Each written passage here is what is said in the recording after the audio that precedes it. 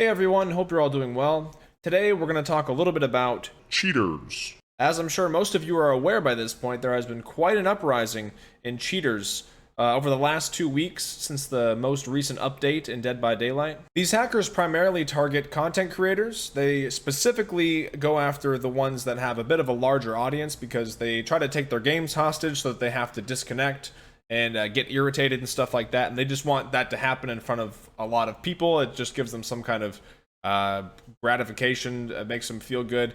They're just a bunch of trolls. I'm sure regardless of which Dead by Daylight streamers you watch on Twitch, you've probably been seeing them have to deal with these hackers. If you watch my streams, you know how I deal with these hackers. I get a kick out of it, and I sort of flip the table on them because I primarily play on PS5, on console, and when I get held hostage, I swap over to PC, and I keep them hostage instead. I make a little hacker cam, and it turned it into, like an Uno reverse card. Now I'm holding you hostage. I'm still playing the game, and you're just stuck holding an AFK account hostage. Have fun with that. Now, as we've learned, these hackers have a Discord server where they all gather and sort of talk and decide who they're going to stream snipe and target on whatever particular day or time. They also have spreadsheets with all the streamers they're targeting, along with their Steam IDs and their Dead by Daylight accounts, whether it be on console or PC.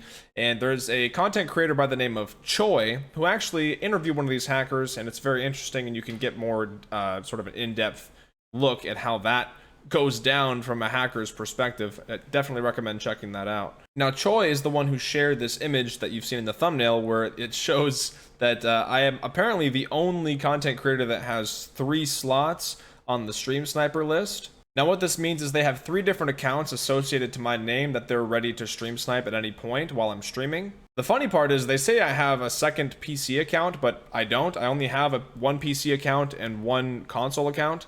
I believe there is someone who impersonates me on Steam, and so they're also on the list. And so it's kind of funny that this person, whoever it is on Steam that impersonates me, they also get targeted by hackers. So I guess they kind of have to deal with my baggage if they're gonna, impersonate me. But it is clear that they do have all my account IDs, and they are always on standby ready to snipe me, because as you may have seen recently on stream, I got taken hostage on both platforms, on PS5 and on PC. Now, luckily, one of them messed up and DC'd or something. Maybe it was the connection, I don't know. But I got freed pretty quickly on PC, and I did continue to keep playing, and that was that. But I can only assume that they want to try to do this again in the future, where they, hold me hostage on PlayStation and on PC, so I can't play at all. Now, fortunately, I'm prepared. I've downloaded a screen sharing software that allows me to share the screen from my mobile device onto my PC, and I can stream it right to Twitch. So that means I can play DBD Mobile. If I get held hostage on PC and on console, I'll just swap over to this bad boy. And yeah, good luck. You want to take me hostage on mobile as well? Yeah, okay, well that's fine, because I've got a Nintendo Switch as well. Think I won't get DBD on that bad boy? How many of you little goofball hackers do I need to hold hostage until you learn your lesson? Now, I do want to address a couple common questions and concerns that I get while these things happen with hackers on my stream. People will say, why don't you just disconnect? Why go through all this trouble of swapping platforms and this and that? Why not just disconnect and just get it over with? Well, I think it's pretty obvious, considering their dedication, that if I disconnect and eat a 5-minute penalty, that they will snipe me again, hold me hostage, and then I disconnect, and then I will have a longer penalty. You see where I'm going? And I know that this is true because this is what they do to other creators, like True Talent, for example, who disconnects, and then they go in the endgame chat and brag to them about the fact that they now have to wait 15 minutes or longer for a game. So since I have DBD on multiple platforms, I'd prefer not to give them the satisfaction. Another thing I've seen people say is, well, aren't you giving them what they want by, giving them attention and making a big deal out of it, having that little hacker cam on your screen while you swap platforms?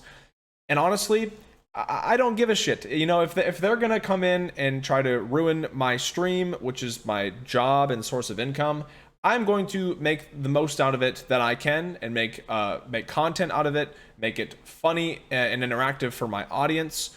I'm not going to have a negative reaction. I'm going to make it fun. I'm going to make it entertaining. That's what I like to do. You might think it's attention they want. I think it's incredibly embarrassing that they try super hard to get this reaction out of me or get me to DC, and all I do is just put them up there, put their failure right up on screen while I continue to play the game, and they sit there doing nothing, while also not hacking in anybody else's games, at least not on that account, because they're stuck in my account, they're stuck in my game, right? They're sitting in my game, holding me hostage, and that means they're not in anybody else's game, harassing anybody else. And then I just swap platforms and keep playing, and I put them right up on screen so that they know that I'm holding them hostage. Maybe I'm being a little petty, but I don't care, it's funny. I actually do think this strategy is working for me, because the last hacker that I went against was acting like they were going to take me hostage right at the end of the match, and then I talked about switching platforms, and then they immediately just escaped. They left. You want to go ahead and hold me hostage so I can make a fool out of you? You want to do it? Perfect. Let's do it, baby. Oh, he left. You're damn right you leave. You can't do shit. He left? Yeah, he left. He doesn't want to fucking sit there humiliated for the next 2 hours because he loses. He knows it's not worth it. Yeah, I'm gonna I shit on him every time, dude. They know that I'm going to win. They know that they can't beat me. I can't imagine what that feeling must be like, right? You spend money. You spend actual money so that you can cheat in a video game, and then you spend time of your life trying to ruin the livelihood of other people and mess with their, streams or jobs. You dedicate all that time and you spend money and you have all these accounts and you're sitting there just waiting to snipe me and force yourself into my lobby. All that just to fail. It's got to be quite a feeling. I don't know what that's like, but that's got to be quite a feeling. So that's probably why they're leaving now. That last hacker, like I said, didn't even bother to hold me hostage. And who knows, maybe they'll see this video and then they'll decide, oh, well, we need to start taking him hostage again. Well, I hope you do. I hope you do. And then there are the people that get upset when I don't report hackers and go through all the trouble of, filing a ticket and attaching footage and going to Behavior's website and spending, all that time on that. I'm just not gonna do that. If you're new to the whole hacker situation, you might think that doing all that is gonna make a difference, but I'm telling you, it's not. And anybody who has dealt with these hackers regularly will tell you the same thing. Even if they did get banned, one, it's incredibly easy to just buy the hacks again and get a new account and just do it all over again. And two, they might already have multiple accounts. I know that I've seen multiple hackers that have like a ban counter for how many accounts they've gotten banned. So even the hackers themselves don't care about getting banned because it doesn't really affect them or do anything. So I'm not going to go through all that effort for nothing. But yeah, that's about it. I just wanted to talk a little bit about the cheater stuff happening in DBD. I don't know if Behavior can or will do anything about it. Thanks for watching, and I'll see you guys in the next one.